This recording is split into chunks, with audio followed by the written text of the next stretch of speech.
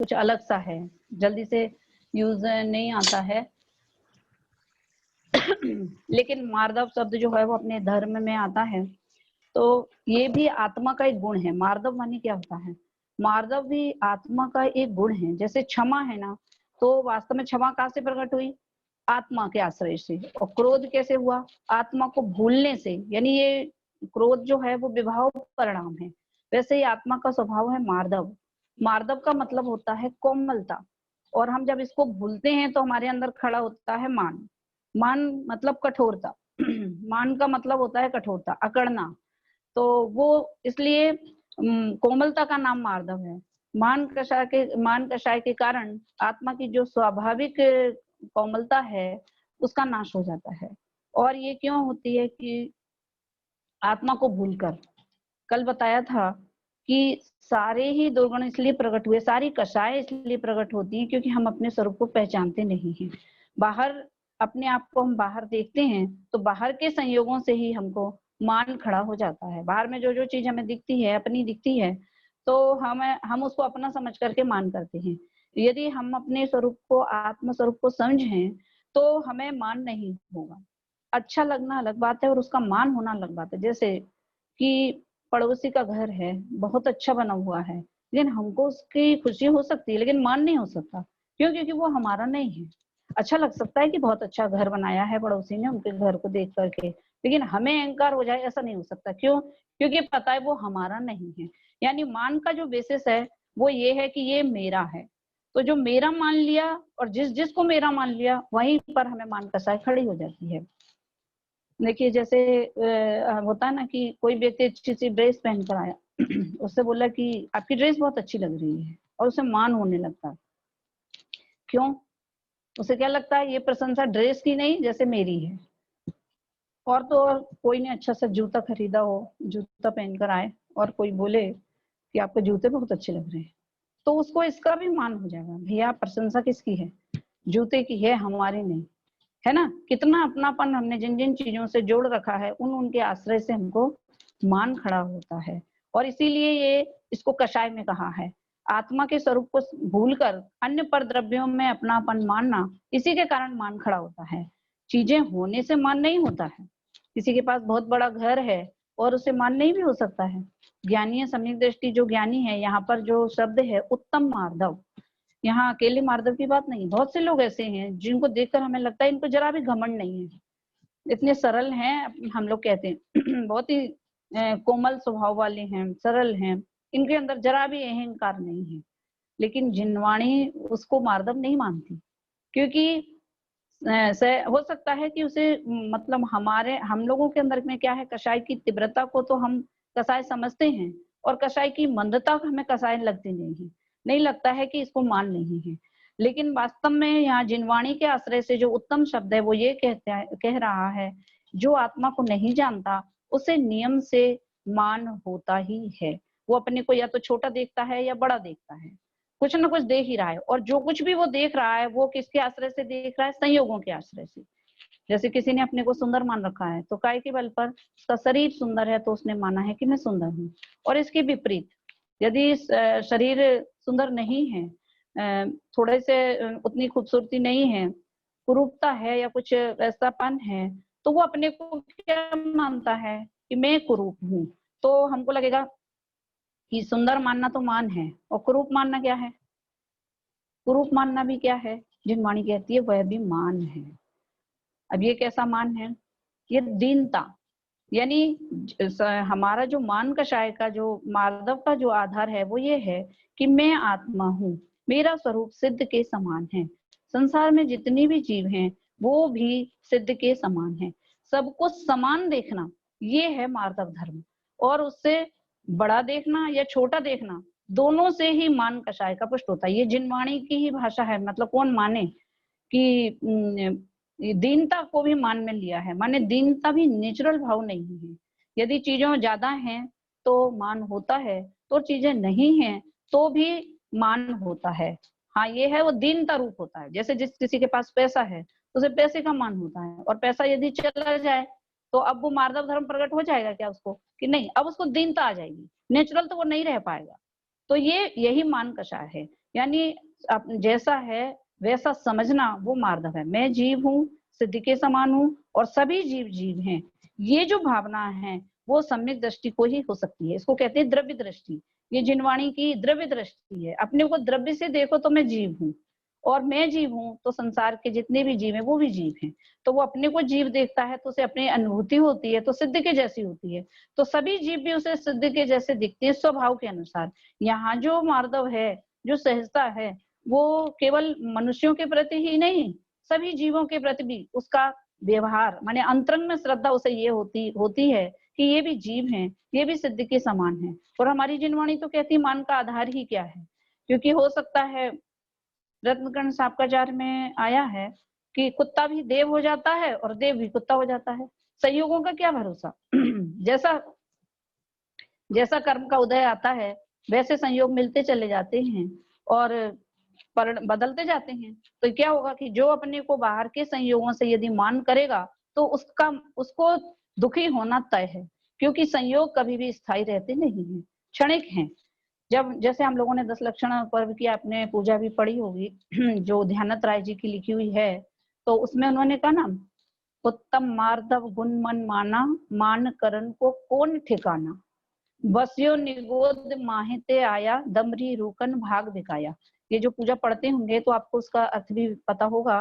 तो उसमें क्या कह रहे हैं, मान करण को कौन ठिकाना, किस बात का मान कर रहे हैं आप। क्यों, बस्यो निगोद माहिते आया, अभी आप मनुष्य पर्याय में आ गए हैं और आपके पास बहुत ज्ञान है, बहुत संयोग, बहुत अच्छी बात, लेकिन अनादिकाल से आप कहाँ थे। बस्यो निगोद माहिते आया, आप अनादिकाल से कहाँ पे थे। अनादिकाल से तो आप निगोद में थे। निगोद किसको कहते हैं, निगोद का मतलब क्या है कि ये जो रचना है लोक की, उसमें 3 लोक हैं और नरक है, उसके नीचे एक जगह है जहां पर अनंत अनंत जीव रहते हैं। उसे नित्य निगोद कहते हैं। तो सारे जीव वहीं से निकल रहे हैं, वहां अनंत अनंत अनंत जीव हैं और हर समय वहीं से जीव निकल कर आते हैं। संसार में जितने भी जीव हैं तो जन्म स्थली वो आए सब कहाँ से हैं, ये सभी निगोद में से आए हैं। वहां से निकल के एक बार आ जाते फिर दोबारा वहां पे जाते नहीं है। यानी महावीर भगवान थे, जितने भी सिद्ध भी हुए वे सब कहाँ से आए, सभी निगोद में से निकले हैं। और इसीलिए जिनवाणी में एक स्तुति लिखी है भूधर दास जी की, शायद उन्होंने क्या लिखा, जो निगोद में सोई मुझ में सोई मोक्ष मझार, ऐसी जिनवाणी कहती है। निगोदीय जीव है जो निगोद में से निकला है, जिसके अंदर जरा सा भी ज्ञान नहीं है, जो एक सांस में 18 बार जन्म मरण करता है, ऐसा जीव निगोद का जीव। और मैं मनुष्य पर्याय वाला जीव और एक सिद्ध भगवान, तीनों में कोई अंतर नहीं है। किसकी अपेक्षा से, द्रव्य दृष्टि से। जैसा सिद्ध भगवान जीव है, जैसे सिद्ध भगवान की आत्मा में अनंत गुण है, वैसे ही मेरी आत्मा में अनंत गुण है और वैसे ही गुण उस निगोदिया जीव में भी है।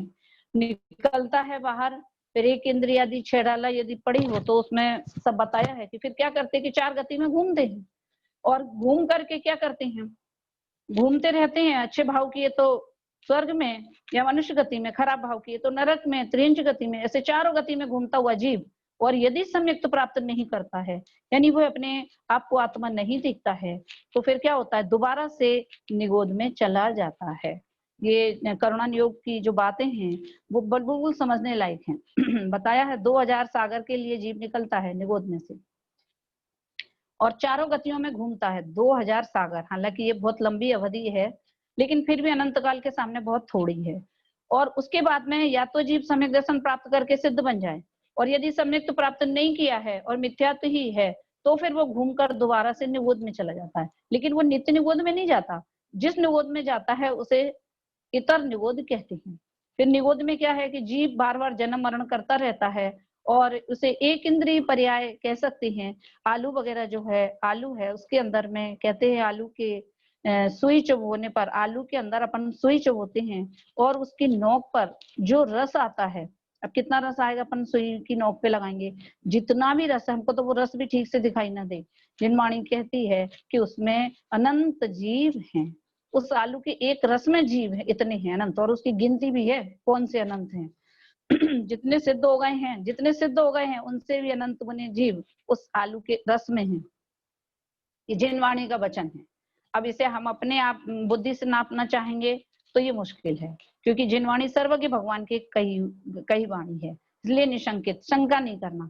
हमारे पास में जो ज्ञान है वो बहुत थोड़ा है, हर चीज की हम परीक्षा कर पाए ये जरूरी नहीं है। इसलिए जिनवाणी की जो वचन है उनको श्रद्धा से देखना कि जो जिनवाणी में कहा गया है वो शुद्ध ही सही ही है।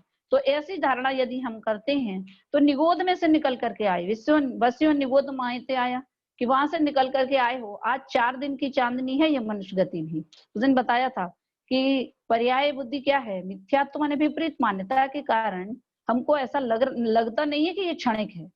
जहां आदिनाथ भगवान की आयु थी 84 लाख पूर्व की, लंबी लंबी आयु वाले जीवों को विरक्ति हो गई और वे चले गए, लेकिन हमारी जीवन कितना छोटा है, लेकिन इस पर भी हमें जरा भी चिंता नहीं है।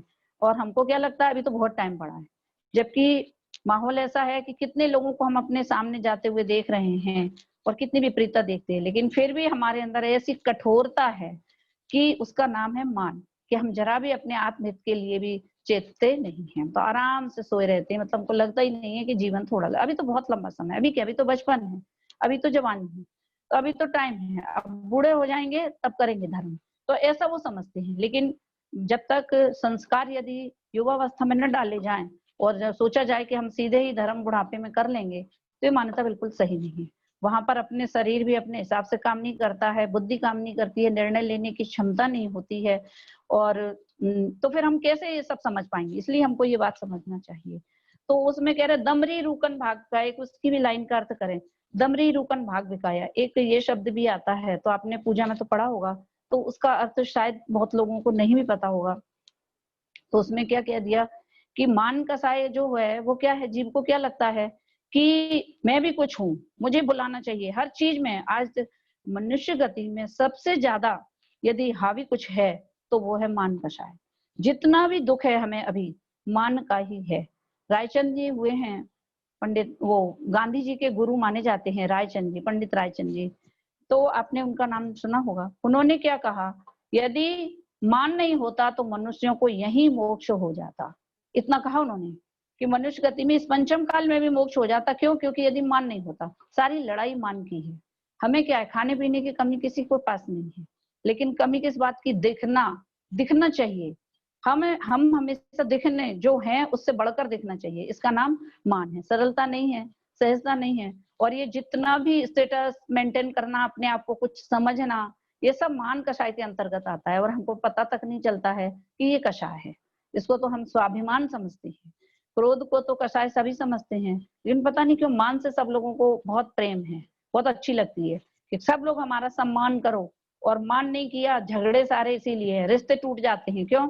उनने हमें बुलाया ही नहीं, हाँ, छोटी बातों में हमको पूछा नहीं, हमको ऐसे कर दिया।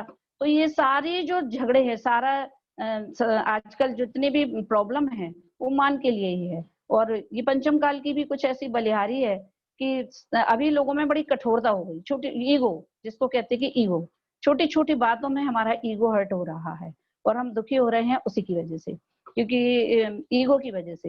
लेकिन यदि हम जिनवाणी का अध्ययन करेंगे ना, तो इतनी सहजता आ जाएगी कि छोटी छोटी बातों पे नाराज होना हम भूल ही जाएंगे। क्यों? क्यों? हम कोई इतनी छोटी चीज नहीं है कि जो आए वो हमें दुखी कर जाए। इसलिए अपने अंदर में हमको थोड़ा सा वो रखना चाहिए, मैं आत्मा हूँ, परिपूर्ण हूँ, कोई मुझे क्या मानता है, मुझे इससे कोई परवाह नहीं है। ये भी आत्मा के आश्रय से ही ऐसा श्रद्धान प्रकट होगा। जब अनुभव होगा तब होगा, वो तो बाद की बात है, लेकिन अभी भी आपके अंदर आएगा। ये नहीं पूछता है तो मत पूछने दो, क्योंकि ज्यादा पूछने के चक्कर में पता है क्या है, आचार्य कहते हैं जिन्हें ज्यादा पूछने की रहती ना, मुझे पूछा नहीं, तो क्या हो जाएगा, पूछ वाले बन जाएंगे। फिर ऐसा पूछा जाएगा कि परमानेंटली पूछ हो जाएगी। तो ये पूछ कहाँ से आ गई कि ज्यादा पूछने की फिक्र रहती थी ना, कि मुझे पूछता नहीं है तो पूछना चाहिए, तो पूछ आ गई। ये परिणामों को समझो आप, जो आपको नॉर्मल सी बातें लगती हैं, और इन बातों पे हम नाराज होते रहते हैं। कह रहे आपको ऐसे कर्म बंधे, पूछे से परमानेंट पूछ। नाक का सवाल, ज्यादा नाक नाक करता है कोई तो क्या होता है, उसको नाक लंबी किसकी होती है, हाथी की। हाथी की पर्याय में चले जाते हैं। जो ज्यादा मान, विशेष मानी व्यक्ति ज्यादा मान करता है तो वो हाथी आदि की पर्याय में चला जाता है। जैसे इतनी लंबी नाक मिल गई, जैसे अपन कहने में भी आते ना, इनकी तो बहुत लंबी नाक है। तो जहां अपन कह रहे हैं, भावों में जो कह रहे हैं वो द्रव्य से भी मिल जाता है। माने भावों में यदि नाक की अपनी महत्ता है तो उसके फल में लंबी नाक भी मिल जाती है। इसलिए कह रहे कर्म सिद्धांत को भी अपन को समझना चाहिए। चाहिए। तो उन्होंने कहा ना मान करण को और दमरी रूकन का मतलब क्या है कि जो हमारी कीमत बहुत होनी चाहिए। तो क्या होता है कि आज क्या कीमत हो गई कि वो एक इंद्रिय पर्याय में चले गए, निगोद निगोद से आगे बढ़े तो एक इंद्रिय पर्याय। एक इंद्रिय पर्याय में 5 प्रकार के जीव होते हैं, पृथ्वी, जल, अग्नि, वायु और वनस्पति। ये 5 जीव हैं जिन्हें स्थावर कहते हैं। तो उसमें जो वनस्पति का एक जीव है उसमें बन जाते हैं। तो कौन बन गए कि धनिया पत्ती आदि बन गए। बहुत आश्चर्य होता है, अपन को लगता नहीं परमानेंट मनुष्य, और अगले जन्म की सोचते हैं तो क्या सोचते हैं फिर से मनुष्य बन जाएंगे, फिर उनके बेटे बन जाएंगे। मैंने भविष्य में हमको क्या लगता है कि हम ऐसे ही मनुष्य बनते रहेंगे या देव बन जाएंगे, नीचे की तो सोचते ही नहीं है। परिणाम कैसे चल रहे हैं उसकी तो खबर नहीं है। तो कह रहे ज्यादा मान कसाय से एक इंद्रिय पर्याय में वनस्पति का एक चले गए, धनिया बन गए, मिर्ची बन गए। तो यहाँ की बात कर रहे हैं हमारे यहाँ, वहां आपके यहाँ तो शायद ऐसा सिस्टम नहीं होगा। हमारे यहाँ पर क्या होता है कि जब कोई बहुत ज्यादा सब्जी खरीद लेता है तो फिर क्या बोलते हैं, ये धनिया पत्ती तो दे दो भाई ऐसे ही भाव में, कह देते ना ऐसे ही। तो वो इतनी सारी सब्जी ली तो वो धनिया पत्ती उनने बिना मोल के ऐसे ही दे दी। तो दमरी रूकन भाग बिकाया, क्या मतलब है कि जो रूकन माने फ्री में ही दे दिया, फाव में ही बिक रहे हैं। कौन? जिन्होंने ये कहा था मेरी भी बहुत बड़ी कीमत है, जिनने अपने आप को बहुत बड़ा समझा था, ऐसा मान कसाय तीव्र किया, उसके फल में वो ऐसे बन गए कि जिससे वो आज इस पर्याय में आ गए कि उनके लिए कोई 1 रुपए भी खर्च नहीं कर रहा है, फ्री में ही जा रहा है। इसलिए ये जो परिणामों में हमारी कठोरता है अपने प्रति, और मतलब आत्मा को नहीं पहचानना भी क्रोध है, मान है। अब ये बात जिनवाणी के आश्रय से कही जा रही है तो थोड़ा सा आश्चर्य लगता है, क्योंकि हमको अपना परिचय कभी है ही नहीं। हम सारा धर्म शरीर के आश्रय से करते हैं और उसी को मानते, करा तो उसी से ही जाता है। लेकिन श्रद्धान में क्या होना चाहिए कि मैं आत्मा हूँ, ये स्वपर का भेद विज्ञान। क्योंकि जब तक हम अपने को आत्मा नहीं समझेंगे तब तक ऐसी कषाय उत्पन्न होती ही रहेंगी। जिनका शारीरिक स्वास्थ्य कमजोर होता है उन्हें क्या होता है कि ठंडी और गर्म दोनों हवाएं परेशान करती हैं। गर्म हवा में क्या होता है, लू लग जाती। जो बहुत कमजोर होते हैं ना, जिनकी सहन शक्ति कमजोर होती है, तो गर्म हवा में उन्हें लू लग जाती है और ठंडी हवा में उनको जुकाम हो जाता है। उसी प्रकार जिनका आत्मिक स्वास्थ्य कमजोर होता है उन्हें निंदा और प्रशंसा दोनों परेशान करती है। निंदा की गर्म हवा लगने पर उन्हें क्रोध की लू लग जाती है और प्रशंसा की ठंडी हवा लगने से मान का जुकाम हो जाता है ना। अब वो है कि यदि निंदा कोई करता है तो क्रोध आ जाता है, और प्रशंसा करता है तो मान। तो दोनों ही कषाय हैं, निंदा शत्रु करते हैं और प्रशंसा मित्र। इसीलिए हम क्या नॉर्मल नहीं रह पाते हैं। वे दोनों वृत्तियों को यहाँ जिनवाणी में कषाय कहा गया है। क्रोध अंधा होता है और मान बहरा होता है। क्रोध में तो बिल्कुल खत्म ही कर दो, देखना नहीं पसंद उसको, ऐसा क्रोध होता है। लेकिन मान में ऐसा नहीं होता, मान बहरा होता है। क्या होता है, मान में उसे खत्म नहीं करो। अब हमारे सम्मान को देखेगा कौन? यदि कोई होगा ही नहीं तो मेरे इस मान को देखने वाले भी होना चाहिए। तो मानी क्या चाहता है कि लोग होने भी चाहिए, लेकिन कैसे होने चाहिए, मुझसे नीचे। मैं स्टेज पर बैठूं तो सब नीचे वाले लोग नीचे रहना चाहिए, ये मान की आदत है। यानी वो खत्म नहीं करना चाहता लेकिन उन्हें थोड़ा दबा के रखना चाहता है, ये मान कषाय की प्रवृत्ति। और मानी व्यक्ति को प्रशंसा की चाहना बहुत रहती है और जगह जगह मान पत्र दिए भी जाते हैं। जैसे वो सबके घरों में टंगे रहते हैं कि ये इनने ऐसे ऐसे किया है, पीएचडी किया है या जो कुछ भी, इनको यहाँ से ये सम्मान मिला, दुकानों पर पे तो यहाँ पर, तो वो लगे रहते हैं। उसका नाम वो मान पत्र है। मान पत्र होते हैं ना, तो किसी को लगता है ये कषाय पत्र है। किसी को यदि क्रोध का सर्टिफिकेट दे दिया जाए तो कोई लेगा क्या कि ये ऐसे हैं, इन्होंने ऐसा ऐसा क्रोध किया था। तो कोई क्रोध का सर्टिफिकेट लेना नहीं चाहता। लेकिन मान सम्मान के लिए सब तैयार रहते हैं। लेकिन ये भी बहुत खतरनाक है। लेकिन लोगों को इसकी खतरनाक इससे प्रेम है, इसलिए मान और ज्यादा खतरनाक है। जैसे जो काम क्रोध की अग्नि नहीं कर पाती, मान की ठंडक, प्रशंसा की ठंडक उसे कर देती है। प्रशंसा कर करके भी बहुत से काम हो जाते हैं, क्योंकि व्यक्ति को मान पसंद है। जब कोई व्यक्ति असफल हो जाता है किसी भी फील्ड में तो उसे क्रोध आता है, और जब वो सफल हो जाता है तो मान। नॉर्मल तो वो दोनों में ही नहीं रह पाता है ना। इसलिए जिनवाणी कह रही है क्योंकि हम छोटी छोटी बातों पे दुखी और छोटी छोटी बातों पे सुखी होते हैं। कितनी चीजों पे हमें जरा सी अनुकूलता हुई तो हमको मान हो गया। इसलिए जो मेरी भावना है उसमें उन्होंने कहा है क्या उसमें उन्होंने लाइन, होकर सुख में मग्न न फूलें, दुख में कभी न घबरावें। इसलिए हमें क्या होना चाहिए कि ये बाहर की परिस्थितियां संयोग हैं, ये क्षणिक हैं।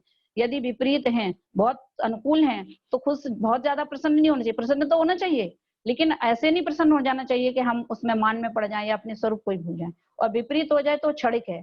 कैसी अवस्थाएं हो रही हैं आज के विश्व में, तो इतनी इतनी घटनाएं हो रही हैं कि क्षण भर में क्या से क्या हो जा रहा है। आयु का ही ठिकाना नहीं है। देखते ही देखते गरीब से अमीर बन जाते हैं और अमीर से गरीब हो जाते हैं। पैसे की ही बात नहीं है, बहुत सी चीजें, संयोग का भी देखिए कैसा वियोग हो रहा है, मृत्यु भी कैसी आ जा रही है, कल क्या थे आज क्या हो जा रहे हैं, कहीं भूकंप आ रहे हैं, कहीं। आज का समय तो वास्तव में बहुत वैराग्य का समय है, लेकिन हम लोगों पे कोई असर पड़ने वाला नहीं है। चिकने घड़े हम, चिकने घड़े हम तो ऐसे चिकने घड़े हैं कि आपको जो कुछ कहते रहो, अपन तो मस्त हैं। इसी का नाम वो है।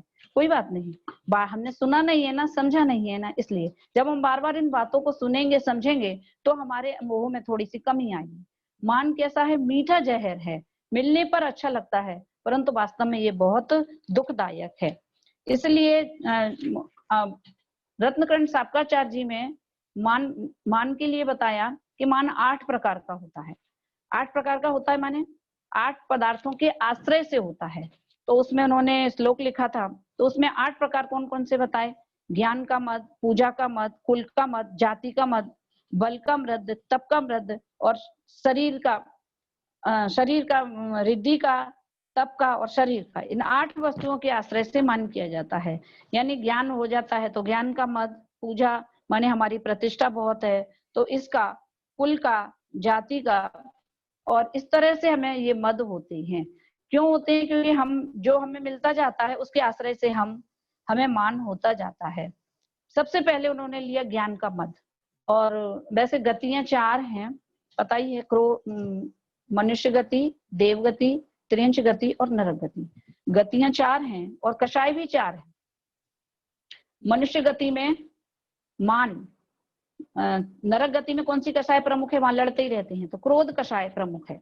नरक गति में क्रोध कषाय प्रमुख है। त्रियंच गति में मायाचारी, पशुओं में बहुत मायाचारी होती है, छुप छुप के शिकार करेंगे, छुप जाएंगे, दिखेंगे नहीं, तो ये मायाचारी जो है वो त्रियंच गति में प्रमुख होती है। देवताओं में लोग, इतनी रिद्धियां हैं फिर भी उनका मन तृप्त नहीं होता, और ज्यादा देख देख कर ईर्ष्या करते रहते हैं, उनके पास इतनी रिद्धि है मेरे पास क्यों नहीं है। तो देवताएं अपने लोभ से दुखी होते हैं, बाहर से कोई कमी नहीं होती है। और मनुष्यों में बताया मान, सारी बात है वो मान की ही है। तो मनुष्य गति में मान की प्रमुखता बहुत है। और 8 चीजों के आश्रय से जो बताया तो उसमें ज्ञान का मद, किसी को ज्ञान शेष हो जाता है तो उसका मद हो जाता है। बताइए कितने आश्चर्य की बात है। ज्ञान तो काय के लिए था? ज्ञान करके तो मद का त्याग होना चाहिए था, लेकिन हमें तो ज्ञान का ही मद हो जाता है। किसी व्यक्ति का यदि क्षोभसम अच्छा हो, यानी उसकी याद अच्छा सा हो जाता हो, बुद्धि तेज हो, जैसे हम अपनी भाषा में कहें, तो उसे इस बात का बड़ा अहंकार हो जाता है, मैं तो फटाक से याद कर लेता हूँ, ये तो याद ही नहीं कर पाते, तो उसको ज्ञान का मद होने लगता है। और दूसरी बात, जिन्हें याद नहीं होता है या जिन्हें ज्ञान की थोड़ी कमी होती है, वो उन्हें उन्हें बहुत हीन देखने लगता है, हंसी उड़ाने लगता है। इससे भी ज्ञानावर्णी कर्म का बंद होता है, बताए तो कर्म 8 होते हैं। तो ज्ञान का मद करेगा यदि कोई व्यक्ति, तो क्या होगा कि ज्ञानावर्णी कर्म का बंद होगा और उसका ज्ञान भी ज्यादा दिन रहने वाला नहीं है। वास्तव में ज्ञान तो ऐसा है, क्योंकि सम्यक ज्ञान नहीं है, उसे पर्याय बुद्धि वाला ज्ञान है, तो उसमें अहंकार उत्पन्न होता है। वास्तव में ज्ञान क्या है कि जब वास्तविक ज्ञान होता है, कि जब ज्ञान होता है तब ही उसे पता चलता है क्या, कि मैं कितना अज्ञानी हूँ।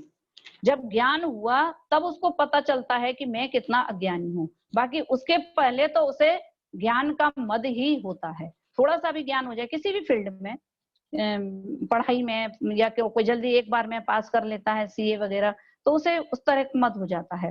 और जो वास्तविक ज्ञानी होते हैं उन्हें ये पता चलता है। देखो विश्व में जानने के लिए क्या क्या है ज्ञान। हमारे आचार्य देखो ज्यादा पढ़े लिखे नहीं थे, कैसी कैसी रचनाएं करी है, भक्तामर की रचना कैसे कर ली एक बार में मन से ही, कैसे बड़े बड़े श्लोक लिखे गए हैं। इतना ज्ञान था उनको, उनको ज्ञान था, लेकिन उनको ज्ञान का मद नहीं था। अभी हम तो एक कविता भी लिखें तो 10 बार उसमें अपना नाम लिख देंगे, बल्कि कई बार तो दूसरे के लोगों की पसंद की चीज को अपने नाम से प्रकाशित करवा लेंगे, है ना, और बार बार बताएंगे कि हमने देखो ये लिखा है, देखो कैसा लग रहा है। ये ज्ञान का मद है हमको, तो क्या है, ये पकड़ में नहीं आता, लेकिन समझना चाहिए, बहुत ही खतरनाक चीज है ये मद ज्ञान का। दूसरा मद लिया है जाति का, कुल का। ऊंची जाति में पैदा हो गए हैं तो छोटे, ये तो बहुत हीन जाति के लोग हैं, तो इस तरह से जाति का मद, कुल का मद, पिता की जो कुल है उसको कुल कहते हैं, और माँ के जो नानी के पक्ष का जो जाति होती है उसे जाति कहते हैं। मेरे तो नाना ऐसे हैं, मिनिस्टर हैं, तो इस बात का मद होना। आचार्यों ने देखो कितना दूर दूर तक ढूंढ ढूंढ के लाए कि मद काय के आश्रय से भी हो सकता है, कुल के आश्रय से की तरफ से देखना है। तो हमारी जिनवाणी कहती है कि हम तो कह रहे हैं कि तुम सिद्ध के समान हो। तुम्हारी जाति तो कौन सी है कि जो निबोध में सोई मुझ में मोक्ष मदार, जो सिद्धों की जाति है वास्तव में उस जाति के हैं हम। उस जाति को आप पहचानो, अपने को सिद्ध समान देखो, ये आपकी जाति है। यदि आपको मद ही करना, मद माने यदि आप अपने को कुछ समझते ही हैं तो सिद्ध समझो, कितनी बड़ी चीज बता दी है। लेकिन हम और यदि हम सिद्ध समझते हैं तो क्या, यदि हम अपने को करोड़पति समझते हैं तो क्या होता है, मान, ये है धन का मद। और सिद्ध समझते हैं तो ये है मार्दव। ये बढ़िया बात है भाई, हम सिद्ध समझ रहे हैं तो मार्दव क्यों, और करोड़पति समझते हैं तो मान क्यों। उसका कारण, करोड़पति किसके आश्रय से हैं, पैसे के आश्रय से। तो क्या होगा, ये करोड़पति की यदि पदवी किसी को दे भी दी जाए तो वो स्थायी नहीं है। थोड़े दिन बाद पैसे की कमी हो जाएगी या कुछ भी हो जाएगा तो वो करोड़पति नहीं रहेगा, स्थायी नहीं है, पर्याय की दृष्टि से वो है। लेकिन सिद्ध कैसा है, स्वभाव से। यदि गरीब है तो सिद्ध, और अमीर है तो सिद्ध, पशु है तो सिद्ध, स्वभाव की तरफ से। क्योंकि जीव जो है, सभी जीव स्वभाव से सिद्ध ही हैं।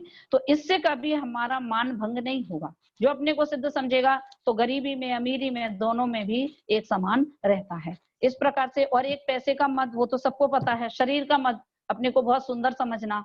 और इसमें कहा है, ज्यादा सुंदर समझते हैं ना, बहुत से लोगों की भावना होती है कि मैं बहुत सुंदर लगूं। हमेशा उनका पूरा ध्यान क्या रहता है कि मैं बहुत सुंदर लगूं और सब लोग मुझे देखें। इस तरह से उनकी एक इंटेंशन होता है कि मैं, सब लोग हमें देखें तो मैं बहुत सुंदर लगूं। जिनवाणी की करुणा नियोग की आंख, कर्म सिद्धांत की जो ये आंख है, वो कहती है कि कोई भी जीव पाप से डर नहीं है, सब प्रकार के कार्यों में लगे हैं। लेकिन वांछा क्या हो रही है कि सब लोग हमको देखें, हम बहुत सुंदर बने। तो पता है क्या होता है, जिन्हें ज्यादा सुंदर होने की चाह होती है तो क्या होता है कि वे फूल बन जाते हैं, है ना। फूल कितने सुंदर होते हैं, अब सब उन्हें देखते हैं। अपने घर के बिल्कुल सामने में और बालकनी में सजा दिया जाता है और सब उनको देख रहे हैं। तो ये जो उन्हें सब देख रहे हैं और सब उनकी प्रशंसा कर रहे हैं, एक बात है, बहुत सुंदर है, बहुत सुंदर है। आपको पता है, आप समझ सकते हैं कि ये कौन से जीव हैं। विश्वास ही नहीं होता कि ऐसा भी हो सकता है। इन छोटी छोटी भावनाओं का फल, मतलब जब बराबर ये भावनाएं चलती है, एक दिन की बात में नहीं हो जाता है इस तरह का बंध। लेकिन सोचिए कि आप ये भाव यदि आप करते हैं तो ऐसी ऐसी पर्यायों में पहुंच जाते हैं कि जहाँ पे एक इंद्री बनकर खड़े हो गए, फूल बन करके बैठ गए। अब फूल हैं, क्यों बन गए, क्योंकि उन्हें सुंदरता का भाव था तो सुंदर शरीर मिला। कर्म तो जड़ है, आपके भाव को पकड़ते हैं, मगर आप और ज्यादा नहीं पकड़ते कि आप मनुष्य होकर सुंदर होना चाहते हो, ऐसी बात नहीं। आपको सुंदर होना है तो सुंदर बना दिया। अब कौन से शरीर में जाके सुंदर बनना है, अब वो वैसे कर्म भी तो हो, तो कर्मों में तो भरी है मायाचारी, मतलब उस तरह का वो नहीं है। तो उस प्रकार से कर्म का बंध हो जाता है। मान, दान दियो, अपन दान भी देते हैं तो कैसे देते हैं, मान के साथ। एक राजा था, तो वो दान देता था। उसने कहा था 40 किलो अनाज, एक मन शायद इसे कहते हैं, 20 किलो के 40 किलो। तो वो रोज उसका था कि वो 20 किलो अनाज दान में देगा, डेली उसका नियम था। उसके घर में वो 20 किलो अनाज रख दिया जाता था और वो बांटा जाता था। तो उसको इस बात का बड़ा अहंकार था कि मैं कैसे दान देता हूँ, सबको देता था, जो भी भूखे लोग आते थे अनाज लेके चले जाते थे। उसके बगल में ही एक झोपड़ी थी, उसमें एक बुढ़िया रहती थी। तो बुढ़िया क्या करती थी, वो तो गरीब थी, उसके पास कुछ था नहीं। वो रोटी बनाती थी, अपना खाना बनाती थी, तो एक रोटी बना के रख देती थी। फिर कोई भी गरीब आदमी मिलता था, भूखा व्यक्ति मिलता था, तो वो उसको बड़े प्यार से खिला देती थी और बड़ी खुश होती थी, चलो भैया मेरी एक रोटी से इसका पेट तो भर गया। तो वो बहुत खुशी से खिलाती थी। अब क्या हुआ कि राजा का जब मरण हो गया, राजा कुछ दिनों बाद वो मृत्यु हो गई उसकी, तो वो क्या बन गया, हाथी बन गया। हमने बताया था ना, अधिक मान करने से हाथी की पर्याय में इतना विशाल और इतना ये सब उसका ही फल है। हाथी बन गया वो। बुढ़िया भी मरी और उसी राजा के, वो अपने ही उसमें हाथी हो गया, और जो बुढ़िया थी वो भी मरी। वो उस राजा का जो बेटा था उसकी बेटी बन गई, राजकुमारी बन गई वो। अब वो राजकुमारी बन गई तो वो क्या हुआ कि वो हाथी की सवारी के लिए, सवारी के लिए हाथी को बुलाया गया, तो हाथी आया। अब उसमें वो राजकुमारी को बुलाया, राजकुमारी बैठने लगी जैसे ही, तो उस हाथी को एकदम से याद आया, मतलब थोड़ा स्मरण हो गया उसको, जाति स्मरण भी हो सकता है, उसे पूर्व भक्ति याद आई, अरे ये तो जो बगल में रहती थी ये वो है, और ये आज राजकुमारी बन गई, और वो जो राजकुमारी थी वो भी समझ गई कि ये वही है। अब वो हाथी ने थोड़ा सा उपद्रव मचाना चालू किया, थोड़ा सा वो कंट्रोल से बाहर होने लगा, तो फिर वो राजकुमारी थी, उसने उसके कान में कहा कि तुम काय के लिए इतना उपद्रव मचा रहे हो, तुम्हें काय का अहंकार है, तुमने बहुत दान दिया था, तुम्हें उसका अहंकार था, उसी के फल में आज तुम हाथी बने हो, और तुमने जो दिया था, तुम डेली देते थे इतना अनाज, तो क्या हुआ, अब तुम खा रहे हो 20 किलो अनाज, तुम रोज खा लेते हो कि नहीं, तो तुमने जो दिया था और जिस भाव से दिया था आज तुमको मिल रहा है, अहंकार के साथ दिया था तो उसका फल तो यही होता है, और इसलिए अब इतने परेशान करने से कोई फायदा नहीं है। तो उसने उसे समझाया तो उसकी समझ में आ गया। उन्होंने लिखा ना, मैं दान दियो अभिमान ठान, उसके फल पर नहीं दिया ध्यान। दान भी देते हैं तो अभिमान के साथ, मानी को क्या लगता है कि मेरे जैसा और कोई नहीं है, तो इसलिए जो मान कषाय है ये कठोरता पैदा कर देती है। तो इसलिए हमको थोड़ा सा ज्ञान यदि रहता है धर्म का भी, इसलिए धर्म का भी विवेक हमको होना चाहिए। ज्ञानी के तो ज्ञान मद किसको होता है, ज्ञानी को कि अज्ञानी को, कि वास्तव में ज्ञानी को कभी ज्ञान का मद नहीं हो सकता, ज्ञान का मद अज्ञानी को ही होता है। क्यों, उससे भी इसका मतलब क्या है कि ज्ञानी को, जिसे सच्चा ज्ञान है उसे मद नहीं है, और जिसे सच्चा ज्ञान नहीं है उसे ही मद होता है। उसी प्रकार और बातें जो हैं, तो ये 8 मद बताए हैं जो, तो वो क्या है कि किसी पैसे वाले को ही पैसे का मद हो ऐसा नहीं है, इनके बिना भी मद हो सकता है, ऐसी ये सत्ता है। क्यों, यदि किसी के पास रूप नहीं है, धन नहीं है, रिद्धि नहीं है, कुछ भी नहीं है, तो क्या माना जाएगा उसको, माधव धर्म प्रकट हो गया क्या, वो रूप भी नहीं, क्यों, अब उसके पास कुछ है नहीं है तो मद काय का करेगा।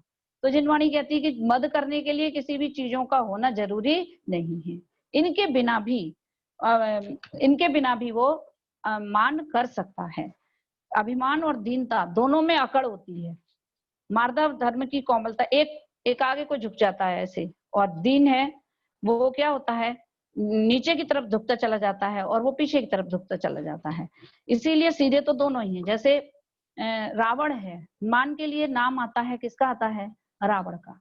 रावण है, नरक में गया, काय के लिए गया, उसने केवल मान के लिए, रावण आपको पता हो सम्यक दृष्टि था, और हमारे जो 63 तला का पुरुष होते 63, पूरे चौथे काल में 63 पुरुष होते हैं, जो महापुरुष होते हैं, सभी सम्यक दृष्टि होते हैं, जिसमें 24 तीर्थंकर होते हैं, 12 चक्रवर्ती होते हैं, 9 नारायण, 9 प्रतिनारायण और 9 बलभद्र, ये फिक्स हैं पूरे चौथे काल में, ये इतने जीव होते ही हैं। जिसमें तीर्थंकर तो अपन जानते ही हैं कि वो तो मोक्ष ही जाते हैं, और जो चक्रवर्ती हैं वो मोक्ष भी जा सकते हैं, स्वर्ग भी जा सकते हैं, नरक भी, और बलभद्र है वो नियम से स्वर्ग या मोक्ष जाते, ऐसे ऐसे नियम है। तो ये रावण का नाम, रावण कौन था, रावण प्रतिनारायण था, और उसने और रावण प्रतनारायण था, और लक्ष्मण जो थे वो नारायण थे। अन्य धर्मों में ऐसा मानते हैं कि रावण को राम ने मारा, लेकिन जैन दर्शन में ऐसा नहीं है। जैन दर्शन में माना जाता है कि रावण को लक्ष्मण ने मारा, क्योंकि ये सिद्धांत है, लक्ष्मण नारायण थे और रावण जो है वो प्रतिनारायण था। ये नियम है कि रावण ही प्रतिनारायण को मारता है, जैसे श्री कृष्ण नारायण थे। तो और जरासंध था, कंस का भी नाम आता है, लेकिन अपने में कंस को तो मारा था, लेकिन कंस प्रत्यनारायण नहीं था। जरासंध था, वो प्रत्यनारायण था।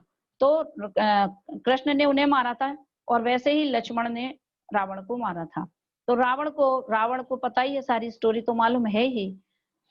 उसमें बाद में क्या होता है कि जो अपन को पता है वो तो है ही, लेकिन जो पद्म पुराण है, जो अपने दर्शन, जैन दर्शन में जो रामायण है, तो उसमें ये कहा कि जब रावण को विद्या सिद्ध हो गई थी, बहुरूपणी विद्या, यानी वो बहुत सारे रूप बना सकता था, ऐसी उसे विद्या सिद्ध हो गई थी।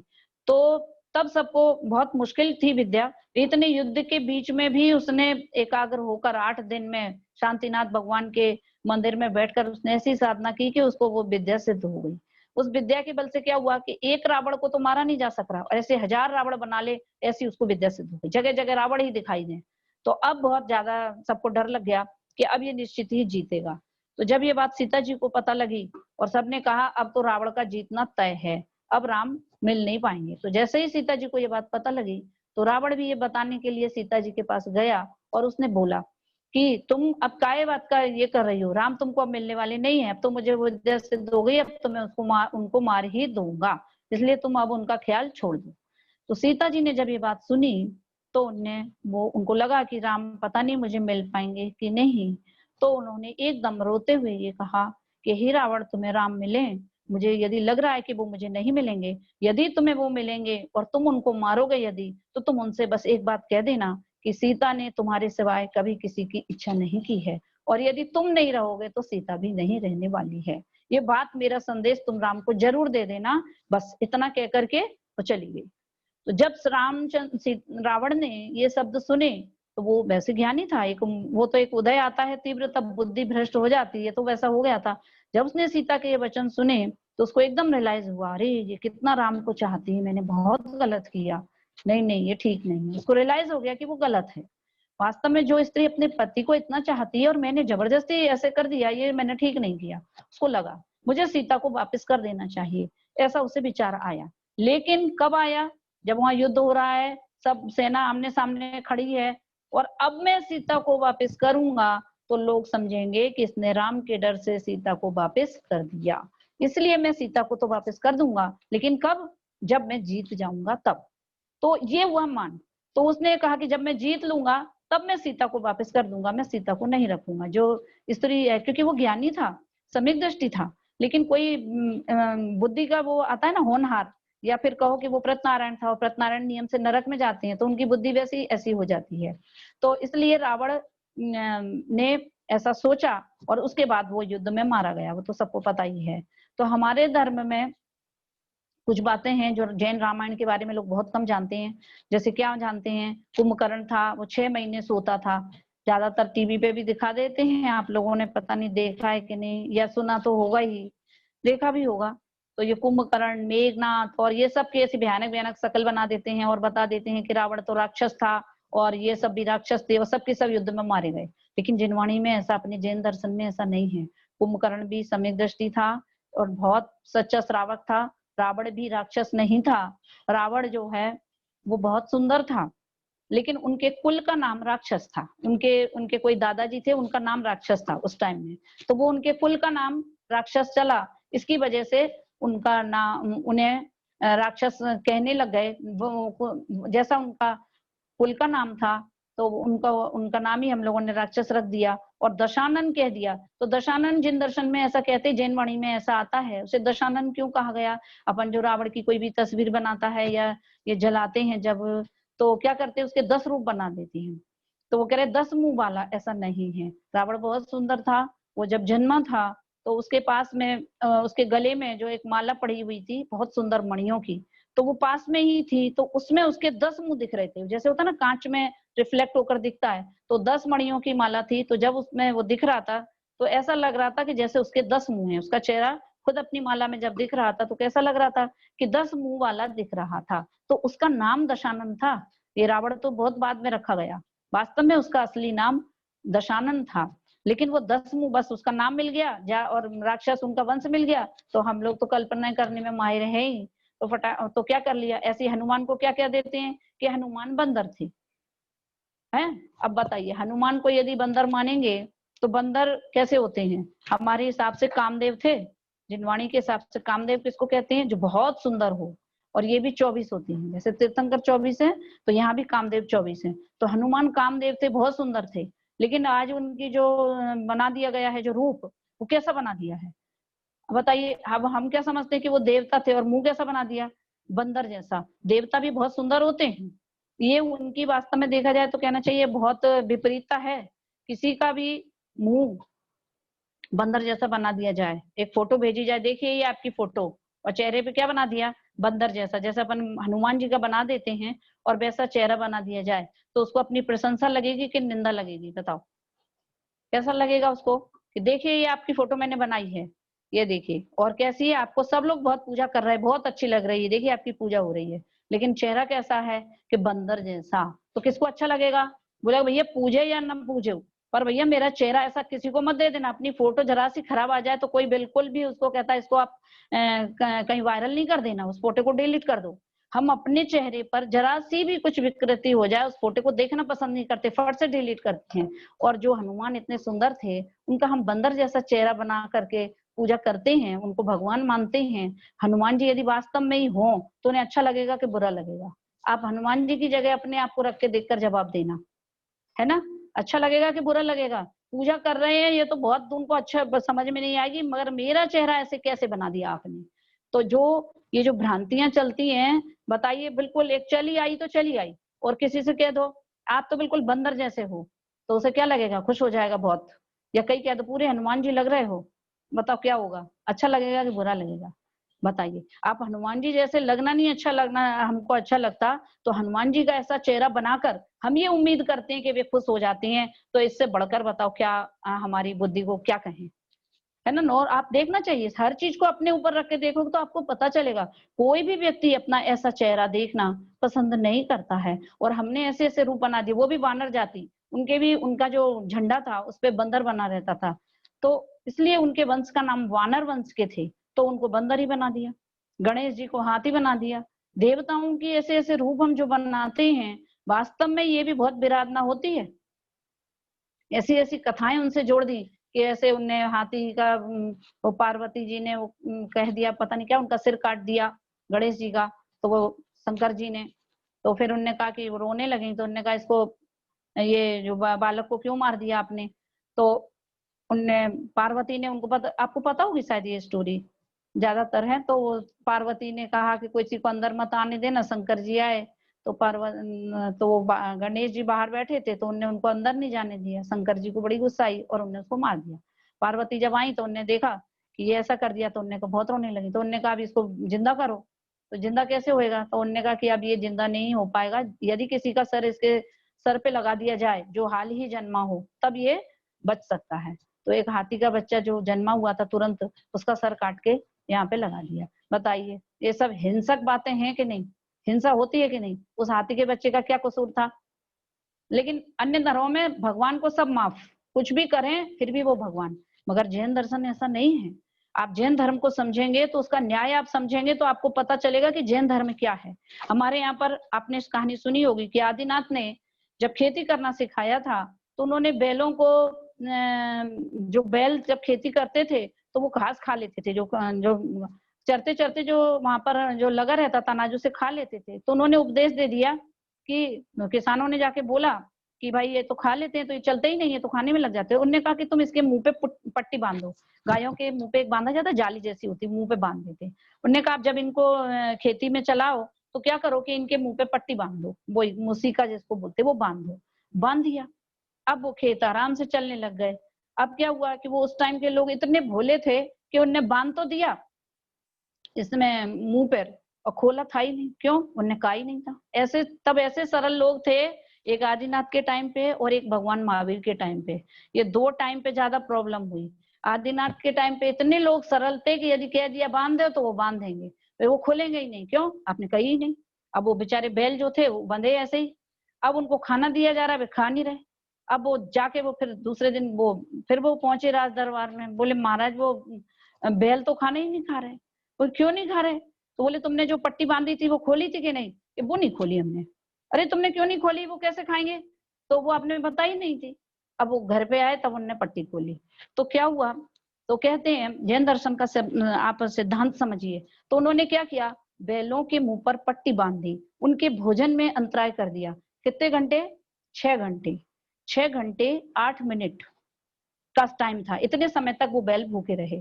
तो क्या हुआ? हमारे यहाँ का न्याय देखिए आप। तो आदिनाथ जो थे, जब उस समय वो ऋषभ देव थे, वो भगवान नहीं थे, राजा थे, तभी उन्होंने ये उपदेश दिया था। तो ऋषभ देव को अंतराय कर्म का बंद हो गया। और जब ऋषभ देव ने दीक्षा ली और वो मुनि बनकर जब वो मुनि बनकर विहार करने लग गए, तो वो आपको पता ही होगा 6 महीने तक उनको आहार नहीं मिला था। 6 महीने 8 दिन, ये एक्यूरेट जैन दर्शन का सिद्धांत ऐसा है। यदि 6 महीना 8 समय वहां उनका मुंह बंद रहा तो इनके कर्मों का बंद हुआ, तो 6 महीना 8 दिन तक उनको भोजन नहीं मिला। क्यों नहीं मिला? बताइए, कितने आश्चर्य की बात है।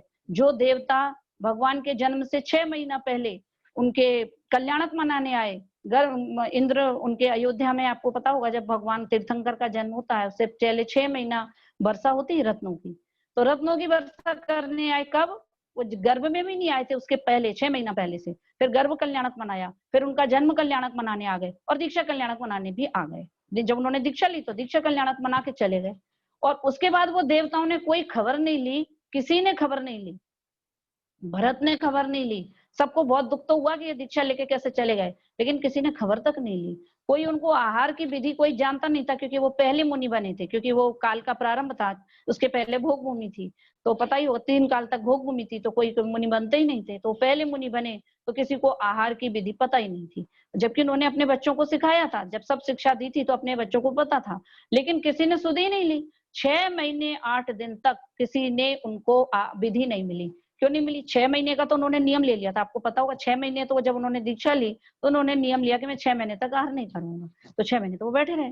उसके बाद जब उनका वो 6 महीने की अवधि पूरी हो गई, उसके बाद वो आहार के लिए निकले, तो 6 महीने तक घूमते रहे और 6 महीने 8 दिन तक आहार की विधि नहीं मिली थी। कोई देवी देवता जो जन्म के पहले आ सकते हैं और गर्भ कल्याणक मनाने आ सकते हैं, उनको ये पता कैसे नहीं चला होगा कि इनको आहार नहीं मिल रहा है। चौथे काल में तो देवी देवता बहुत आते थे और आदिनाथ के समय में तो बहुत ही ज्यादा, लेकिन कोई नहीं आया। क्यों नहीं आया? क्योंकि जब कर्म का उदय होता है तब कोई भी सहायता करता नहीं है। हमको इस बात की शिक्षा मिलती है, तीर्थंकर हो तो बने रहो, लेकिन आपने यदि कर्म किया है तो वो उसके उदय में आता है। तो उनको भी भोजन नहीं मिला, क्योंकि आप जो जिस भाव से कर्म बांधते हो उसका फल भी उसी टाइप से आता है। उन्होंने उनका मुंह बंद किया था, उनके भोजन में अंतराय डाला था, तो इनके भी भोजन में अंतराय पड़ा। और 6 महीने 8 दिन के बाद अचानक ही, अपन को पता ही है, वो जो अक्षय तृतीया पर्व चलता है, राजा श्रेयांश जो थे उनको आदिनाथ को देखते ही पूर्व भव की याद आ गई, करोड़ों वर्षों की याद आ गई। क्या याद आ गई? कि आदिनाथ पूर्व भव में कौन थे? एक राजा थे और वज्रजंग नाम के, और उनकी पत्नी थी श्रीमती। तो उन दोनों ने एक बार मुनिराज को जंगल में आहार दिया था, दोनों ने। तो दोनों मुनियों को ने आहार दिया था, और एक पुरोहित, एक मंत्री, ऐसे 4 ये और 6 जानवर, ऐसे 6 लोगों ने, 10 लोगों ने मिलकर उसकी 2 ने दिया, 8 लोगों ने उनकी अनुमोदना की थी। तो उस अनुमोदना के फल से वो दोनों जो पति पत्नी थे वो भोग भूमि में जन्म लिया। उसके बाद कुछ भवों बाद वो आदिनाथ बन गए और जो रानी की थी श्रीमती, वो बन गए राजा श्रेयांश। जो श्रीमती रानी थी वो बन गई राजा श्रेयांश। अब जब वो महल के ऊपर खड़े थे और जैसे ही उन्होंने उन्हें विहार करते हुए देखा, और उनको मुनि को देखते ही मुनियों को कैसे आहार दिया जाता है जो उनने दिया था, वो उनको ध्यान में आ गया कि हमने ऐसे आहार दिया था। वे तुरंत नीचे आए और सीधे खड़े हो गए।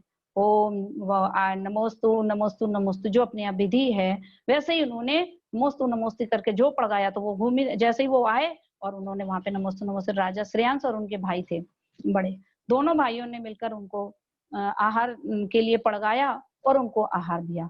काय का आहार दिया? पता होगा सबको, गन्ने के रस का। क्यों दिया? 1 साल से जिसने कुछ खाया नहीं होगा, बताओ क्या मिलेगा? खा सकता है खाना? नहीं।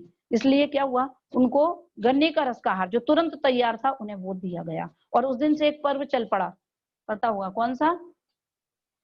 अक्षय तृतीया। अक्षय तृतीया पर्व है ना, तो वो अक्षय तृतीया पर्व उस दिन से चालू हुआ। तीर्थंकर तो धर्म तीर्थ तो बाद में चला, पहले दान तीर्थ चल गया, कि वो दान उन्होंने दिया था। तो हमारे जैन धर्म में क्या है, आप बहुत सी बातें सुनोगे तो आपको जैन धर्म का न्याय पता चलेगा। यहाँ किसी को छूट नहीं है। क्यों? यहाँ कर्मों के अनुसार सब होता है, और कर्म क्या है? जड़ है। वो उन्हें ये नहीं पता है कि ये तीर्थंकर है कि ये भगवान है, तो इनके साथ कोई पासलेटी करी जाए, ऐसा हो ही नहीं सकता। जैसा जिस कर्म जीव का उदय है वो वैसा जाता है। आपको पता है राजा श्रेणी के बारे में भी आपको थोड़ा बहुत तो पता होगा, कि राजा श्रेणी जो थे तो महावीर भगवान के समूह शरण में थे, उनके श्रावक थे, प्रथम श्रोता थे। उन्होंने मुनि के गले में सर्प डाला था, और जिसके कारण वो नरक आयु का उनको बंद हो गया था। और उसके बाद में वो मिथ्या दृष्टि थे, उस टाइम बौद्ध धर्म को मानते थे, क्योंकि महावीर भगवान के समय में ही बौद्ध धर्म था। तो राजा श्रेणी जो थे वो बौद्ध धर्म को मानते थे। फिर बाद में उनको, आपको शायद कथा पता होगी कि राजा श्रेणी जो थे तो उन्होंने क्या किया, उनकी रानी थी चेलना, वो सम्यक दृष्टि थी। पता, ये एक सम्यक दृष्टि थी, और उसकी शादी किससे हो गई? बौद्ध धर्म करने वाले ग्रहित मिथ्या दृष्टि से। कैसे निभाया होगा उसने, पर फिर भी उसने तलाक देने की नहीं सोची। कैसे निभाया होगा, मतलब पहले का जो समय था वो कुछ अलग ही था। उसने न केवल निभाया बल्कि उनकी वृत्ति को भी चेंज किया, उनको धर्म की तरफ मोड़ा। और बाद में जब वो उन्होंने जैन के गुरु हैं बोल के उन्होंने एक मुनिराज थे यशोधर मुनिराज, तो उनने उनको देखकर उसे बड़ी गुस्सा आई कि ये जैन के मुनि हैं तो इनको क्या करना चाहिए, इन पर उपसर्ग करने के लिए उसने क्या किया, एक मरा हुआ सर्प उनके गले में डाल दिया, वो मुनिराज के गले में, और वापस आ गए। और घर पे आके चिल्ला से बोले, भूल गए वो। 2 दिन बाद बोले, तुम बहुत अपने गुरुओं का बहुत ज्यादा तारीफ करती थी, हमने तो बदला ले लिया, तुम हमारे बौद्ध गुरुओं का अपमान करती थी, हमने बदला ले। बोले क्या हो गया? बोले मैंने ऐसे ऐसे करके उनके गले में सर्प डाल दिया है। बोले अरे तुमने ये क्या कर दिया, इतना भयंकर तुमने उपसर्ग किया है, बताओ और जल्दी से चलो। बोले कहाँ चलो? कि जहां पर मुनिराज हैं। अरे बोले वहां जाने की क्या जरूरत है, कि उनके गले में यदि सर्प डला है और यदि वे सच्चे मुनिराज होंगे तो सच्चे मुनि कभी भी अपने उपसर्ग को अपने हाथ से दूर नहीं करते, तो चलो उपसर्ग दूर करें। बोले ये मान ही नहीं सकते हम, एक व्यक्ति अकेला बैठा है उसके गले में सर्प डाला है वो हाथ से नहीं निकाले, ऐसा हो ही नहीं सकता। तो उन्होंने कहा कि यदि वे सच्चे मुनि होंगे तो वो कभी सर्प को अपने हाथ से नहीं निकालेंगे, क्योंकि मुनि उपसर्ग दूर नहीं करते। तो उन्होंने कहा ठीक है, यदि हम देखते हैं यदि ऐसा ही होगा तो हम जैन धर्म को स्वीकार कर लेंगे, यदि ऐसा होता है तो। अब वो वहां पहुंच गए और देखा तो वो मुनिराज बैठे हैं, असंख्यात चींटियां उनके गले में सर्प पड़ा हुआ है, पूरा शरीर चींटियों ने खा लिया है, जब वहां मांस रहेगा तो क्या होगा। और मुनिराज ध्यान में बैठे, जैसे ही उन्होंने उन्हें देखा एकदम उनको बड़ी ग्लानि हुई और बहुत महिमा आई। फिर उसके बाद उन्होंने वो उपसर्ग दूर किया और उसके बाद से श्रेणिक ने जैन धर्म को अपना लिया, आपको पता ही है। और न केवल अपना लिया, वो सम्यक दृष्टि भी हुए और बाद में उन्होंने तीर्थंकर कर्म का बंद भी किया। आगे आने वाली 24वीं में राजा श्रेणिक पहले तीर्थंकर बनकर आएंगे। बताइए जीव की विशेषता, कहाँ ग्रहित मिथ्या दृष्टि मुनि पर उपसर्ग करने वाला और कौन बनेगा? पहले तीर्थंकर। रावण भी तीर्थंकर बनेंगे आगे चलकर 15वें नंबर के, श्री कृष्ण भी तीर्थंकर बनेंगे 16वें नंबर के, ये सब आगे। लेकिन अभी सब कहाँ है? वो राजा श्रेणी कहाँ चले गए? नरक में। अब कोई मान सकता है कि हमारे भगवान आएंगे कहाँ से आएंगे, कि नरक से आएंगे? कोई तो कह ना सके, क्योंकि सबके भगवान सबकी एक इमेज रहती है, कहाँ से आएंगे? कि स्वर्गों से आएंगे वे तो। इस 24वीं में तो सारे स्वर्ग से ही आए थे, लेकिन जो आगे आने वाली 24वीं में है उसमें राजा श्रेणी नरक से आएंगे। तो सोचिए आप तो ये जैन धर्म का न्याय है, यहाँ पे कर्मों से किसी को छूट मिलती नहीं है। तो ऐसी बात को यदि हम समझेंगे तो जब उनको छूट नहीं हुई और उनकी मदद करने के लिए कोई नहीं आया, आदिनाथ कोई भोजन की बताने के लिए कोई नहीं आया, विधि बताने के लिए नहीं आया, तो हम किसी देवी देवता की पूजा करेंगे और वे आ जाएंगे? बताइए कैसे संभव है? यदि आपके पुण्य कर्म का उदय नहीं होगा तो कोई भी आपकी मदद करने के लिए आशा ही नहीं है। ये है कर्म सिद्धांत। देवी देवता कुछ नहीं मदद कर पाएंगे, यदि आपका उदय हो, उनकी नहीं कर पाई तो हमारे कौन कर पाएगा? तो इस तरह से समझने से मिथ्या तो दूर होता है, ग्रहित मिथ्या दूर होता है। हमको अपना जैन धर्म की महिमा आनी चाहिए कि हमारे जैन दर्शन में कितनी समानता की बात है। यहाँ पर पे किसी को भी कोई छूट नहीं है। तीर्थंकर पर भी बहुत उपसर्ग हुए, पारसनाथ पे उपसर्ग हुए, तो ये सब क्या था कि सबके कर्मों के फल थे और सभी ने भोगे। तो इस तरह से जैन दर्शन में ये विशेषता है, और अन्य मतों जैसा नहीं है कि भगवान में है तो कुछ भी करेंगे लेकिन जैन दर्शन की ये बात आप समझोगे, इसलिए कह रहे कि आप धर्म को समझें और अपने इस बात को समझ करके क्या करना चाहिए, हमारे पास में जो कुछ भी हमको मिला हुआ है उसकी हमें महिमा आनी चाहिए, जैन धर्म की महिमा आनी चाहिए, लेकिन मान नहीं होना चाहिए। महिमा होना अलग बात है और मान होना अलग बात है हमें संयोग मिला है, जैन धर्म मिले हैं, बीतरागी गुरु मिले हैं और बीतरागी देव मिले हैं, तो हम इनके स्वरूप को अच्छी तरह से समझें। और उनका स्वरूप, हमारा जैन दर्शन तो क्या कहता है, सीधे सिद्ध बनने की बात कहता है ना तो हम भी भगवान जैसे बन सकते हैं, क्योंकि स्वभाव से हम सिद्ध हैं। और यदि हम अपनी आराधना करेंगे तो भगवान की पूजा करने की क्या जरूरत है, कि भगवान ने हमको वो मार्ग बताया है और कोई भी ये मार्ग बता सकता नहीं है। इसलिए इन बातों से हमें भगवान सच्चे देव का भी स्वरूप समझना चाहिए। इन देवी देवताओं को जो हम मानते हैं और जिनकी जैसी कल्पना हमने करके रखी है, तो ये सब बातें कहने से भी वास्तव में बहुत पाप का बंध होता है। यदि रावण को हम राक्षस मानते हैं और उन्हें हम जलाते हैं तो ये बहुत कर्म का बंध होता है, क्योंकि वो भावी तीर्थंकर हैं, सम्यक दृष्टि थे। तो इसलिए हमें इन सब बातों से दूर रहना चाहिए और धर्म के सही स्वरूप को समझ करके अपने धर्म को हम समझें और अपने जीवन में मार्दव धर्म को प्रकट करें, क्योंकि टाइम आपका हो रहा है। तो आज समझ में आया। और ये कल्पना करें, कल तो हमने क्या छोड़ा था? क्रोध। और आज हम क्या छोड़ने वाले हैं? मान। कल तो किसी ने क्रोध किया ही नहीं होगा, और आज कोई मान नहीं करेगा। और आज सब क्रोध करने वाले हैं क्या? है? आज क्रोध करने की छूट है क्या? कि नहीं, एक बार क्रोध छोड़ दिया तो छोड़ दिया। ये 10 दिनों में तो हम ट्रायल बेसिस ले रहे हैं, और उसके बाद हम अपने जीवन में ऐसा ज्ञान प्रदर्शित करें और ऐसी शांति प्रकट करें कि ये कसाय फिर हमारे जीवन में दोबारा से ना आए। इसी भावना से अब हम विराम। बहुत बहुत अनुमोदना रेखा दीदी आज के स्वाध्याय के लिए। अब जो नेक्स्ट इवेंट है, अब हम क्विज करेंगे। मैं सेटअप बस करने वाला हूँ थोड़ी देर में। किसी को कोई सवाल, कोई क्वेश्चंस आज के स्वाध्याय के बारे में या कल के स्वाध्याय के बारे में? कोई शंका? आप अपने आप को अनम्यूट करके आप सवाल पूछ सकते हैं।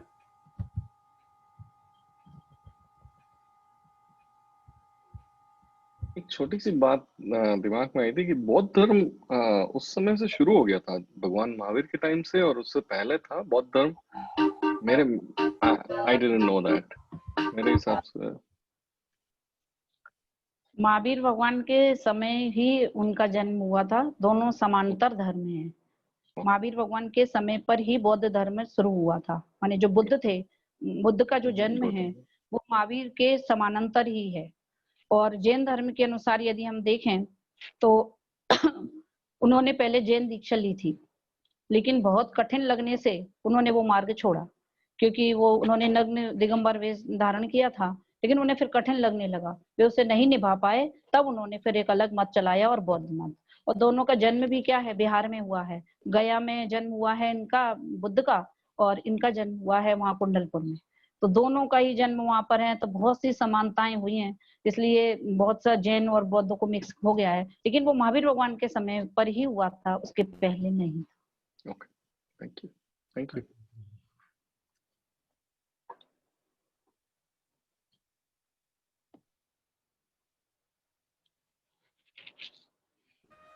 और कोई सवाल किसी के?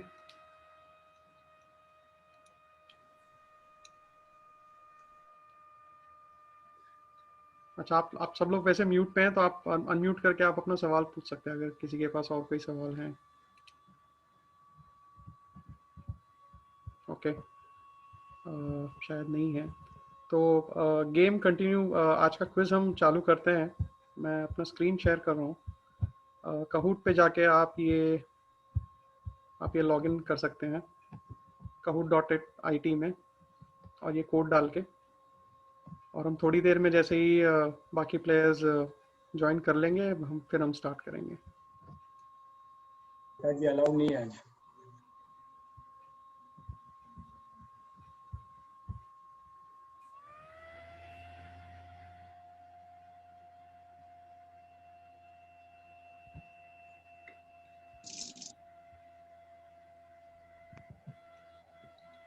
और आप अपना पूरा नाम डालिएगा ताकि जो विनर्स के नाम है हमको क्लियरली पता चले लास्ट में। No short forms, no short names. Thank you. AJ, I am sure Anil Jain.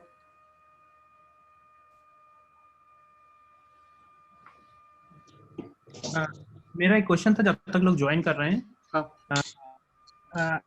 अपन नित्य निगोज से सब लोग आते हैं, सभी सारे जीव ही नित्य निगोज से आते हैं। फिर आने के बाद 2000 सागर वर्ष तक वो रहते हैं और फिर इत्र निगोज में चले जाते हैं। तो फिर जब भी वो इत्र निगोज से आते हैं तो फिर 2000 सागर वर्ष तक रहते हैं और फिर वापस चले जाते हैं इत्र निगोज में। हाँ, यदि सम्यक दर्शन नहीं होता है तो 2000 सागर उनकी घूमने का है। माने 4 गति में यदि कोई जीव रह पाएगा, चारों गतियां उसमें शामिल हैं। जैसे मनुष्य गति है, ये भी हम है ना, तो वो पूरा भ्रमण है। तो वो 2000 सागर के अंदर अंदर यदि उसने सम्यक प्राप्त नहीं किया, 2000 सागर तो मैक्सिमम है, इतना ज्यादा हो रहता नहीं कोई, वो पहले भी जा सकता है, लेकिन ये मैक्सिमम बताया है। बहुत से जीव, हाँ, उसके पहले भी जा सकता है। 2-4 भव रखने के बाद फिर से निगोद में जा सकता है। जैसे मनुष्य की आयु उत्कृष्ट कितनी है? 100 साल, लेकिन 100 साल तक जीता कौन है? कोई कम उम्र में 70 में 80 में, कोई कभी भी 50-60 जब जा सकती है, वैसे ही है। लेकिन कोई भी व्यक्ति जीवित रहे ज्यादा से ज्यादा तो 100 साल मानी गई है। उसी प्रकार से यह माना गया है कि कोई भी जीव यदि निगोद से निकलकर चारों उत्कृष्ट घूमे तो 2000 सागर के लिए ही घूमता है, और उसके बाद वह नियम से निगोद में ही चला जाता है। इसीलिए भी सम्यक दर्शन प्राप्त करना बहुत जरूरी है, और सम्यक दर्शन प्राप्त करे तो बीच में मोक्ष भी जा सकता है। अच्छा, तो ये साइकिल चलती रहेगी तब तक सम्यक तो प्राप्त नहीं करेगा। सम्यक प्राप्त कर लेगा तो नहीं होगा, अगर मोक्ष नहीं भी होगा सम्यक तो भी वही, तो फिर वहां नहीं जाएगा, लेकिन रहेगा वहीं चार गति में। नहीं, फिर सम्यक दर्शन हो जाएगा तो फिर तो वो चारित्र प्रकट करके मुनि बन के सिद्ध दशा को प्राप्त कर लेगा ना, फिर वो संसार में घूमेगा ही नहीं। सम्यक दर्शन प्राप्त कर लेने के बाद में, है ना, मुनि दशा धारण करेगा और मोक्ष चला जाएगा। और नहीं गया मुनि तो नहीं गया मोक्ष तो उस भाव में नहीं, वो नियम ही है। वो पात्रता करना नियोग की ऐसी ही है कि जैसे सम्यक प्राप्त हुआ और मान लो उसकी अवधि खत्म हो रही है तो फिर वो उसी भाव में मुनि बनकर मोक्ष जा सकता है, चला ही जाता है। फिर वो संसार में मतलब घूमता नहीं है। हाँ, यदि एकाध भाव भी रहे तो भी वो यहाँ पर अब और दोबारा घूमता नहीं, नियम से जाता है। इसलिए जीव के दो घर हैं, या तो सिद्ध या फिर निगोद। उत्कृष्ट काल दोनों में वहां रह सकता है। बाकी तो ये चार जो है ना, ये तो कहना चाहिए स्टेशन है। ये मनुष्य गति तो थोड़े समय के लिए मिली है और ये स्टेशन है, और हम तो इसमें ऐसे मस्त हैं कि हमको लग रहा है कि बस अब हम अनंत काल तक मनुष्य बने रहने वाले हैं। इसी का नाम मोह है, मिथ्यात्व है। अच्छा, तो रेखा जी ऐसा भी ना कि एक बार सम्यक प्राप्त हो गया तो वो मोक्ष जाएगा ही जाएगा, लेकिन कब जाएगा वो अलग बात है, कि जाएगा जरूर मोक्ष एक बार सम्यक। हाँ, पक्का। जिसको सम्यक दर्शन प्राप्त हो गया बाद में उसका सम्यक दर्शन छूट भी सकता है। कई बार सम्यक दर्शन प्राप्त होकर रेगुलर रहे ऐसा नहीं है। सम्यक दर्शन हो जाने के बाद छूट भी जाता है, कई बार छूटता है। जैसे रावण का छूट गया। रावण सम्यक दृष्टि है, लेकिन क्या हुआ, सम्यक तो छूट गया। ज्यादा कषाय में पड़ जाए तो वो सम्यक तो छूट जाता है, मिथ्या दृष्टि हो सकता है, क्योंकि तभी नरक में गया। सम्यक दृष्टि कभी नरक में नहीं जाते, पहले नरक में ही जा सकते हैं, उसके आगे नहीं। मिथ्या तो मतलब अब उनको सम्यक तो छूट भी सकता है तो भी उसका मोक्ष पक्का ही है। थोड़ा बहुत घूम घाम कर, मतलब थोड़ा घूमेंगे, लेकिन मोक्ष पक्का जाएगा। और उसकी भी एक अवधि है, उतने लिमिटेड टाइम के अंदर अंदर, जिसको कहते हैं अर्धपुद्गल परावर्तन काल। ये तो सब जिनवाणी के शब्द हैं, लेकिन वो भी असंख्यात काल है, लेकिन जाएगा पक्का ही, फिक्स हो जाता है। वैसे इतना टाइम कोई लेता नहीं है। सम्यकता हो जाने के बाद 7 या 8 भवों में, ज्यादा से ज्यादा 7-8 भवों में या कुछ ही भवों में उसे मोक्ष की प्राप्ति नियम से हो जाती है। ये पक्का है। रेखा जी, आपने बताया कृष्ण जी के बारे में कि वो अभी नारकी में, नरक में है, तो वो पता नहीं था, तो उसका कुछ बता सकते हैं? हाँ, ये बताया ना कि वो प्रतिनारायण थे। श्री कृष्ण जो पद के धारी थे तो वो नारायण थे, और अपने जैन दर्शन में ऐसा माना गया है कि जो नारायण होते हैं वो प्रतिनारायण को मारते हैं, और बलभद्र और नारायण दोनों भाई भाई होते हैं। जैसे बलराम और श्री कृष्ण ये दोनों भाई थे, रामचंद्र जी थे वो बलभद्र थे, और लक्ष्मण जो थे वो नारायण थे। तो क्या है कि ये श्री कृष्ण के बारे में ये बात आती है कि उन्होंने जो इतनी हिंसा की थी और उनकी जो मृत्यु हुई थी वो आकस्मिक मृत्यु हुई थी। आपको श्री कृष्ण की मृत्यु के बारे में शायद कुछ पता है कि नहीं, पता नहीं। वो पूरी द्वारका नगरी जल गई थी। अगली बार में ये स्टोरी हम आपको बता देंगे। तो द्वारका नगरी जब जल गई थी तो श्री कृष्ण की पूरी नगरी जल गई। बताओ, कोई बचाने वाला नहीं था उनको। और वो जब जंगल में जा रहे थे अपने भाई के साथ, सारा शहर जल गया, तो भाई के साथ जा रहे थे, उनको बहुत प्यास लग रही थी और उन्हें पानी पिलाने वाला कोई नहीं था। जो नारायण है उनकी ये दशा थी, जंगल में चले जा रहे हैं, प्यास लगी और उनको बहुत, लेकिन कोई पानी पिलाने वाला नहीं था। तो बलराम बोले कि हम पानी लेकर आते हैं। जब तक वो पानी लेने के लिए गए और बोले तुम यहाँ बैठो, तो वो लेट गए वहां पे और पैर ऐसे रख के लेटे थे। तो एक शिकारी जो उनके भाई थे जरद कुमार, उन्होंने तीर मार दिया, उनके पैर में तीर लग गया और उनकी मृत्यु हो गई।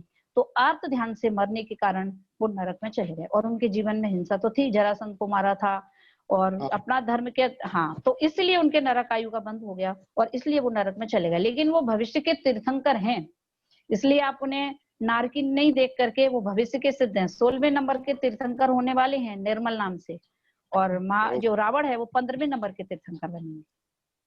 तो श्री कृष्ण भगवान की भी सम्यक दृष्टि तो थी, मीन्स जैसा आपने बताया। बिल्कुल। हाँ, ये सम्यक दृष्टि थे निश्चित ही। जो 63 जो हैं 63 जो पुरुष बताए हैं वो सभी सम्यक दृष्टि होते हैं।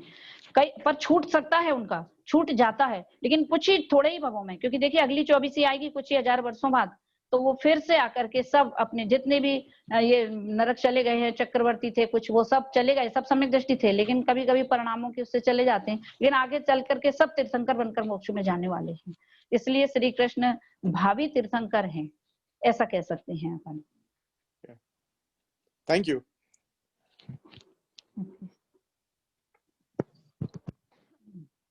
Any more questions? और कोई सवाल, शंका?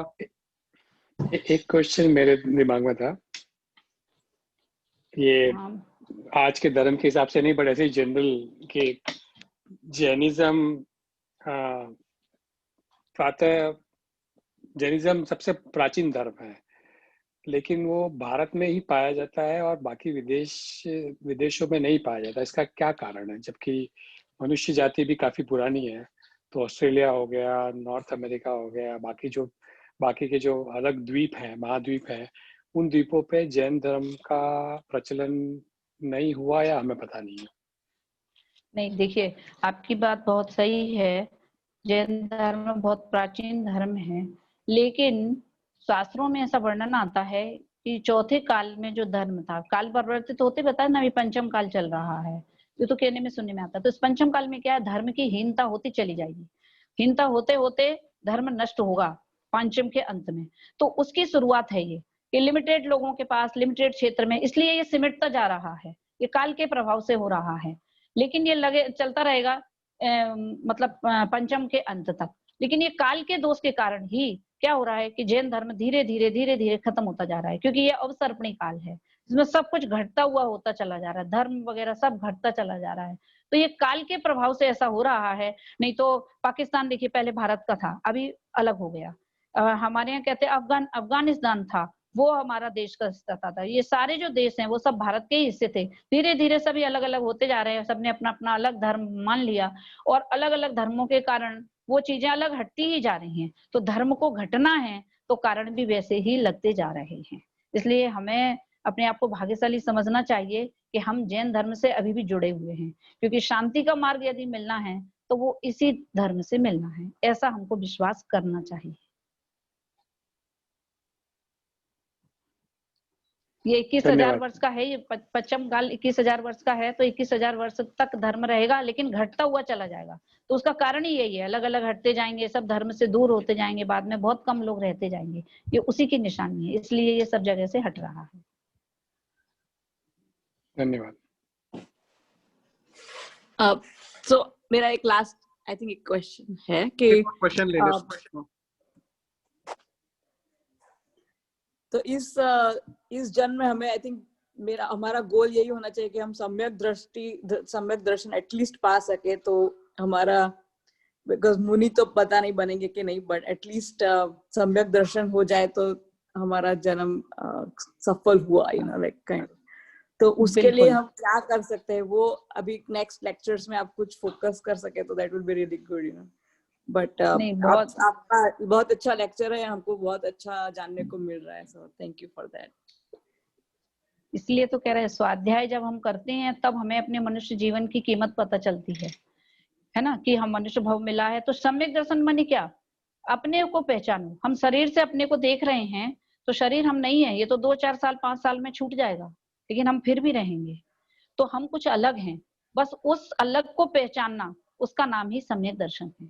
अपने को इस दृष्टि से देखना कि शरीर से भिन्न भी मैं हूँ और शरीर छूटने के बाद भी मैं रहूंगा। तो ये जो मान्यता यदि हमारे अंदर आ गई तो मृत्यु का डर भी फिर रहने वाला नहीं है। मृत्यु मात्र ट्रांसफर है, एंड नहीं है, ये जीवन का अंत नहीं है, ट्रांसफर है। और ट्रांसफर में तो कोई डरने की बात है ही नहीं, हमें दूसरी जगह घर मिलेगा, वहां जाके रहेंगे। तो ऐसी दृष्टि से जब हम अपने को देखेंगे तो हमारे अंदर निशंकता प्रकट होगी, और तभी उसी का नाम सम्यक दर्शन है। सम्यक दर्शन कोई अलग चीज नहीं है, अपने को आत्म स्वरूप से देखना। और उसको असलियत में क्या है कि हमने सुना नहीं है, तो हम उस एंगल से अपने को देख नहीं पा रहे हैं, इसी का नाम मिथ्यात्व। जब हम बराबर सुनेंगे समझेंगे तो हमारा एंगल चेंज होगा और हम नियम से सम्यक दृष्टि बनेंगे ही। ऐसा दृढ़ श्रद्धा हमें होना चाहिए और होगा। धन्यवाद। चलिए टाइम का लिमिट देखते हुए हम आगे बढ़ते हैं। एंड मैं देख रहा हूँ शायद कुछ प्लेयर्स ड्रॉप भी हो गए हैं, तो I would request to join back on Kahoot। And 30 seconds में और 30 सेकेंड्स देता हूँ ताकि आप वापस ज्वाइन कर पाएँ। And before we start the quiz, मैं एक 2 मिनट और लूँगा। एक बहुत ही खास हमारे जैन सेंटर ऑफ मिनेसोटा के मेंबर हैं जिनकी वजह से ये सब जो हम देख रहे हैं, क्विज कर रहे हैं, या जो भी बैकग्राउंड में काफ़ी कुछ चीज़ें चल रही हैं 10 लक्षण को स्वाध्याय को कराने में और जो कुछ भी है, तो मैं नाम लेना चाहूँगा शीतल भाई का, जिनका बहुत बड़ा कंट्रीब्यूशन है इस पूरे सीरीज को ऑर्गेनाइज करने में और एग्जीक्यूट करने में। तो शीतल भाई अगर आप हो तो आपकी मैं अनुमोदना करना चाहता हूँ, और अगर आप 2 मिनट के लिए अगर वापस ऑनलाइन आ सके और 2 शब्द कह सकें। शीतल भाई, मेरे को आप बिल्कुल शर्मिंदा कर रहे हैं। ये मेरे को खुशी मिलती है, और एक चीज़ है तो मेरे को अपने आप से ही ये होता है, तो ये कोई बड़ी बात नहीं है। हम सब लोग जब स्वाध्याय रेखा जी ने कहा ना, हमको अपने आप को पहचानना है, और आज जो टॉपिक था मेरे लिए बहुत ही बढ़िया रहा। जो मान है, इससे मैं काफी दिनों से इसके बारे में मैं पढ़ रहा हूँ। अभी भी मतलब पकड़ में नहीं आ रहा है, लेकिन ज्ञान में आ रहा है। अभी मुझे फर्क समझ में आ रहा है। तो बड़ी खुशी की बात है कि मैं स्वाध्याय के माध्यम से जुड़ रहा हूँ। मुझे तो बस मौका चाहिए जुड़ने का, तो जो कुछ भी हो सके तो सब खुशी की बात है मेरे लिए। तो बट धन्यवाद। बिल्कुल सही कहा शीतल भाई कि हमें ये मौका मिल रहा है स्वाध्याय करने का और बहुत कुछ सीखने का और बहुत कुछ भेद करने का। तो आई एम श्योर हमारे बाकी पार्टिसिपेंट्स भी एग्री करेंगे कि इस स्वाध्याय के थ्रू हम बहुत कुछ सीखेंगे और जानने की कोशिश करेंगे हमारे धर्म के बारे में। So without taking more time, let's start the quiz now. I think everyone has joined, तो हम क्विज स्टार्ट करते हैं। शीतल जी सब कविता जी अलाउड नहीं है, वो सारे स्कोर ले लेती है। और कविता जी के लिए नेगेटिव मार्किंग मैंने रखा है। तो चलो लेट्स स्टार्ट इट।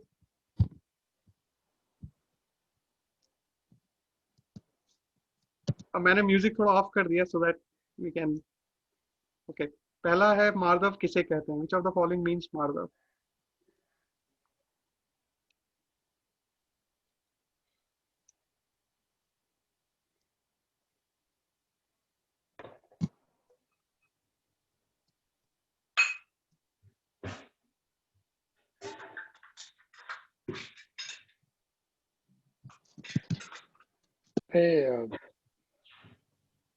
गोमटेश, ये आईफोन में मैंने किया तो उसमें सिर्फ कलर्स आ रहे हैं, उसमें ऑप्शंस के नाम नहीं आ रहा है, क्या टेक्स्ट नहीं आता है स्क्रीन पे? संदीप भाई, आप स्क्रीन में देख के फिर वो कलर के हिसाब से आपको दबाना पड़ेगा। करेक्ट। अच्छा, यप। 21 लोगों ने सही जवाब दिया। देखते हैं स्कोर कार्ड। ओके, सिद्धि नंबर 1, अंकित 2 पे और सौरभ जैन 3 पे। नेक्स्ट क्वेश्चन पे बढ़ते हैं। मान कितने प्रकार के हैं? हाउ मेनी टाइप्स ऑफ मान कषाय वी हैव?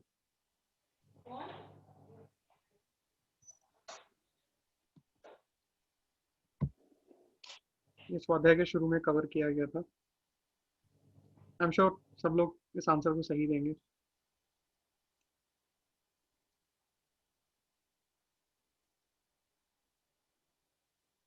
ओके, 13 लोगों ने सही जवाब दिया, 12 लोगों ने गलत जवाब दिया। कोई बात नहीं। तो I think I am sure आज के स्वाध्याय के बाद शायद थोड़ा और वो नॉलेज हम थोड़ा फिर से we'll go back and see what went wrong, so no worries। देखते फिर से कौन आगे आया है। सौरभ जैन, अनिल जैन और प्रणेश। सौरभ कौन से? नेक्स्ट, प्रतिकूलता में डैश और अनुकूलता में डैश आता है। प्रतिकूलता में क्या आता है और अनुकूलता में क्या आता है? प्रतिकूलता मतलब फेवरेबल और अनुकूलता अनफेवरेबल। आप ऐसे हिंट नहीं दे सकते राजू भाई, इजी हो जाएगा। नहीं नहीं, वो हिंदी बहुत स्ट्रांग है ना, तो इसलिए थोड़ा इजी करने के लिए बोल दिया। करेक्ट।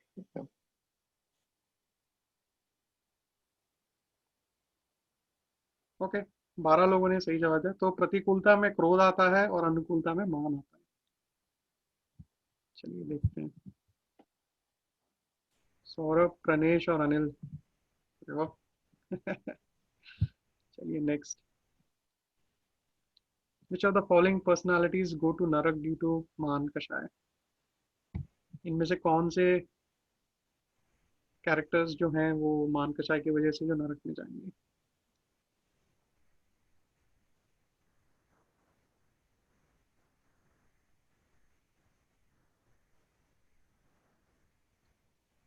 रावण सही जवाब। Think everyone got right except one. कौन आगे गया है? सौरभ, प्रणेश और निशांत भाई नंबर 3 पे आ गए। Very nice. चलिए अगला सवाल। मनुष्य गति में कौन सी कषाय प्रमुख है? विच कषाय holds prominence in human life cycle?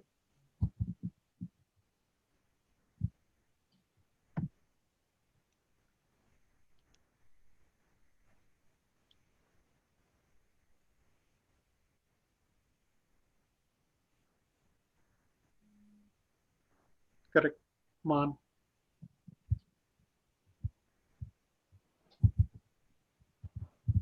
चलिए देखते हैं कौन। सेम, सौरभ जैन, प्रणेश और निशांत जैन। चलिए आखिरी सवाल। Which of the following is not a सब क्लास ऑफ कषाय? ये थोड़ा कॉम्प्लेक्स हो सकता है।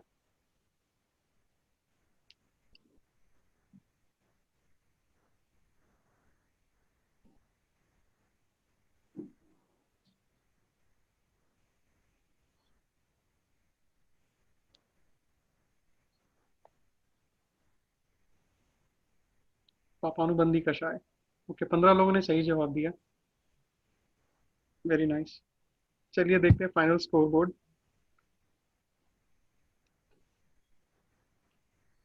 नंबर 3 पे अनिल जैन, नंबर 2 पे निशांत, नंबर 1 पे I am sure Saurabh Jain. Congratulations.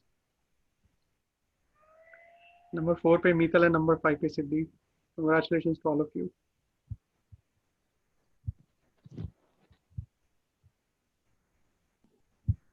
तो बहुत ही बढ़िया था ये quiz. I am sure you guys have enjoyed it. And अब आखिरी दौर पे हैं हम, नॉट डूइंग मच एडो। तो मैं किसी एक फैमिली को बुलाऊंगा, उनका नाम और उनको जिनवानी स्तुति का उच्चारण करना होगा। और ये मैंने शुरुआती में बताया था कि मैं घूमते एक थोड़ी सी फ्रीडम ले रहा हूँ। घूमते जो क्विज में एक सवाल था कि मान कषाय के भेद 8 होते हैं। इस पे मैं चाहूंगा कि रेखा दीदी कुछ कहे, क्योंकि बहुत लोगों को 4 और 8 में कंफ्यूजन हो सकता है। तो रेखा दीदी, जो मान कषाय के भेद 8 होते हैं वो 8 क्यों होते हैं और कौन से होते हैं, आप बता पाएंगे? हाँ, अभी बताया ना, ज्ञान से, माने जो घमंड होता है, जो मान होता है, वो किसके आश्रय से होता है? किसी के पास क्या है तो धन है, तो धन की वजह से, ज्ञान है तो ज्ञान के कारण, बल है तो बल के कारण, रूप है तो रूप के कारण। तो ये 8 चीजें ऐसी हो सकती हैं जिनके बेसिस पर मान होता है। तो वो 8 हैं जो बताई थी ना, ज्ञान का, बल का, तप का मत हो जाता है, वो तो टॉपिक रह ही गया। व्रत उपवास करने का मत हो जाता है, हमने बहुत व्रत कर लिए, उनने किए ही नहीं है, तो बताइए वो उसका भी मान हो जाता है। तो वो रिद्धि का मत लिया उन्होंने उसमें। तप का मत है ना, जो अपन त्याग करते हैं, तो काय के लिए कर रहे थे त्याग? मान के त्याग के लिए, लेकिन हो जाता है त्याग का ही मान। तो ये है 8 चीजें हैं जिनसे के मन हो सकता है, इसलिए है वो। धन्यवाद रेखा दीदी, थैंक यू। तो होना भी और नहीं होना भी दोनों, मतलब दो पहलू हैं हाँ, चीजें हो ना हो, मान फिर भी हो सकता है। फिर भी मान हो सकता, मतलब ना हो तब भी मान। हाँ हाँ, हो सकता है। तो इसके लिए ये बताया है कि चीजों का हो तभी मान हो, ऐसा नहीं है। अज्ञानी को भी ज्ञान का मत हो सकता है, क्योंकि वो अपने को ज्ञानी समझ लेता है ना, तो उसका मत उसे हो सकता है। बहुत बहुत धन्यवाद रेखा दीदी। सो अब मैं बुलाना चाहूँगा, लेट मी सी पार्टिसिपेंट्स में कौन कौन है। मैं रैंडमली बुलाऊंगा। सो अंतिमा जी, विक्रम भाई।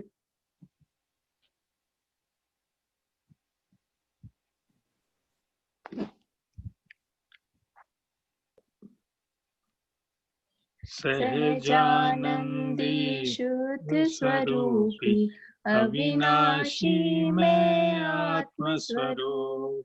देह मरे पर मैं नहीं मरता, अजर अमर अविनाशी हूँ। निज निधि निज में बताई ये परम उपकार है।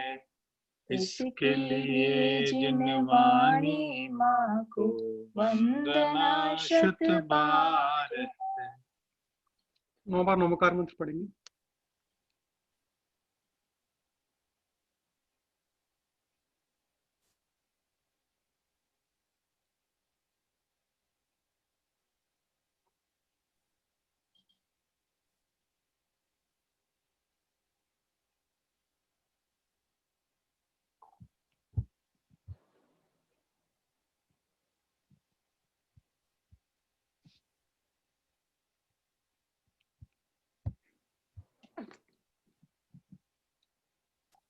तो आज का स्वाध्याय यही हम समाप्त करते हैं and tomorrow will catch up again, same time same place same zoom link.